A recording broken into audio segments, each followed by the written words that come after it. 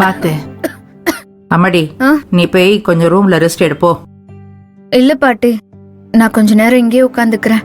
சரி உக்காரு. மெதுவா மெதுவா பாத்து. ஆ,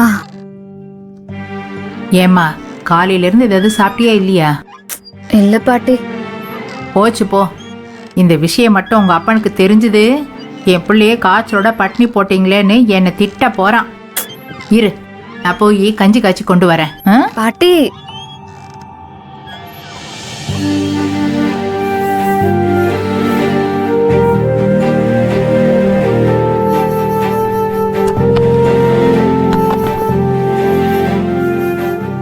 என்ன எது ஒண்ணும் இல்ல.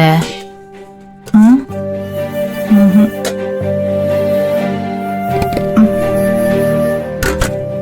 எல்லாமே காலியா கிடக்கு. அரிசி பருப்புன்னு எதுவுமே இல்ல. ஒரு கஷாயம் வைக்கலானா கூட சுக்கு மல்லி எதுவுமே இல்லையே.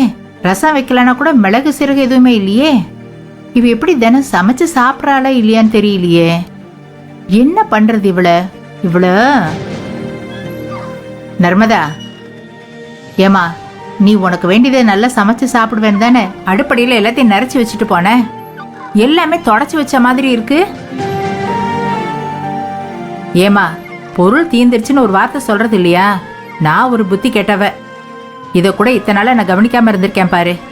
பாட்டி, நான் என்ன இங்க சாப்பிடுறதுக்கா வந்தேன்? எனக்கு இங்க வேற வேலை இருக்கு.